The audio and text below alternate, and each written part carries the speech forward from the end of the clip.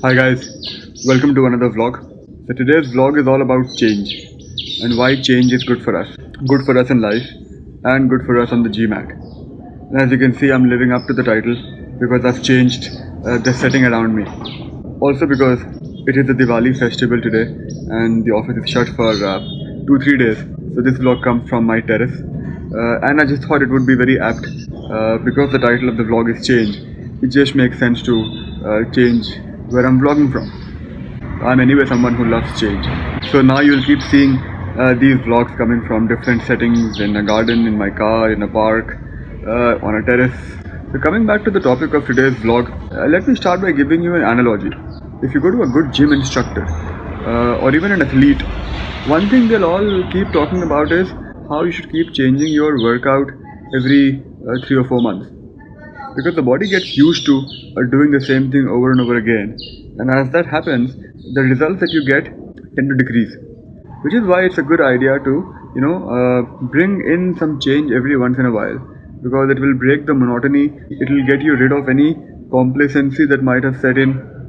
While a status quo is very very comforting, I understand that, but a status quo has never brought about any real change in the world. All the innovators have been people who've broken free of the status quo, and that's exactly what you want to do on your GMAT prep also. So now let's focus a little more on your GMAT prep specifically. So when do you bring about change, and what change should you bring about? So let's start by addressing when should you bring about change. In the case of almost every student I've worked with, typically there comes a point in their prep when their scores tend to plateau. And it could be at any stage, could be at a 680, could be at a 730, could be at a 610. So when you reach that stage, I mean if it comes at a 730, 740, honestly you don't really care. But if it comes at at a stage which is below your desired score, then that is where you want to bring in change. And that's also where it will be the most difficult to bring in change, because whatever you've been doing has got you that far. So the feeling that we have is, this has worked for me so far, so how can I let go of it? But the way you need to look at it is, it has actually not succeeded in getting you to where you wanted to go. So in that sense, whatever approach you've used so far has not really worked for you. I mean, whatever you've learned, you will not forget, obviously. So if you're getting a 660 right now, that's in your bag. But now, from 660 to 720, I mean, to get there, you'll have to make some change to your prep. So the point is, when you reach that plateauing stage in your prep, that is when you definitely want to bring in change. You basically need to shake things in your prep, and then you will see results. I mean, I keep saying, if you keep doing the same things, you'll keep getting the same results. So it's imperative that you change things, and then you will see results. They may not always be good. Sometimes you'll get bad results. So then you can always go back to what was working for you earlier. Maybe then you'll appreciate it more. Maybe you'll understand, okay, 680 is basically my level, I can't go beyond. But at least you would have tried. It's always better to have tried and failed than to have not tried at all. I strongly believe in that. So now, what kind of change can you bring in your prep? I think the first and the most obvious one is, you can try out some new prep material. Even I keep saying all the time, use the OGs, use the official material, and the official material is very very good.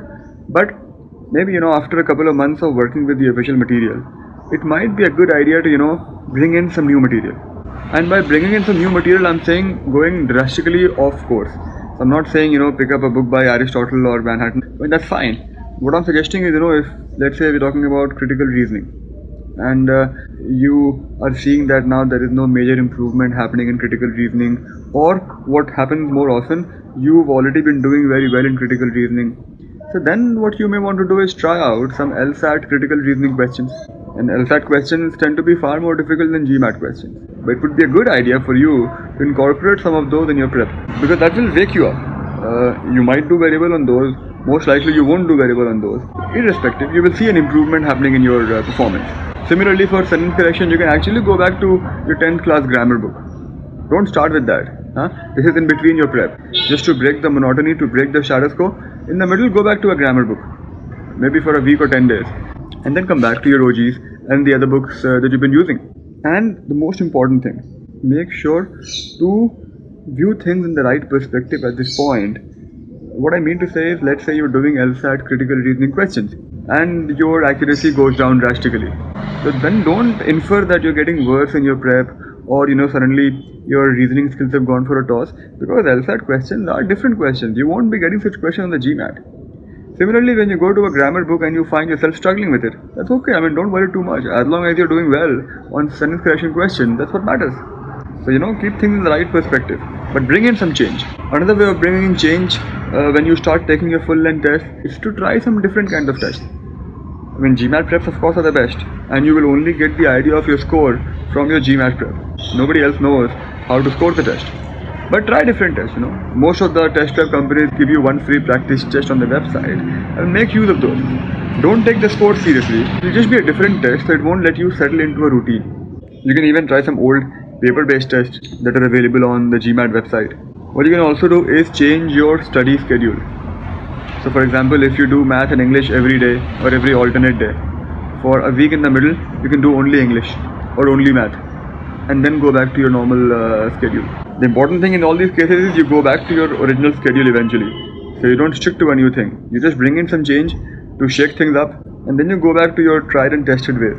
In fact, and you see, the beauty of this will be that when you go back to your tried and tested way, it won't actually be the same thing you were doing earlier. From the change that you brought about, subconsciously you will see some change coming in the way you are approaching questions.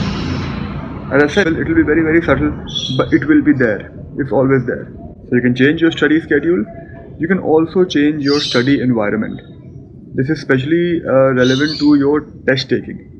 For example, if you take your practice test at your home or at your tutoring institute, then take a few tests in a different environment. Maybe go to a coffee shop. There'll be distractions over there, which is the idea basically. So take a test at a coffee shop, take a test at some relative's place, some friend's place, and don't do it like for every test. But yeah, after 3-4 tests, just take one test in a different environment, in a different setting. Because again you will find it being very useful for the subsequent tests that you take. So all I'm saying is that change is good for you, not just good for you, change is imperative for your GMAT prep. It's very important that you introduce change. It won't be easy. It is very difficult to get out of a routine, but it's very important. In order to grow, you must break routines. It will be a very useful skill for life and not just for the GMAT. So please consider the advice I've given you today. So that should be it for the vlog. For all of you who are from India, I wish you a very happy Diwali and a safe one. Burst a few crackers, preferably noiseless ones. Don't pollute the city, it's already very, very polluted. And don't scare the animals. The dogs get very scared. I've got 7 dogs and I'll be looking after them tonight, but there's so many stray dogs. So take it easy and have a great evening all of you, and I shall see you day after tomorrow in a new vlog. Have a nice evening.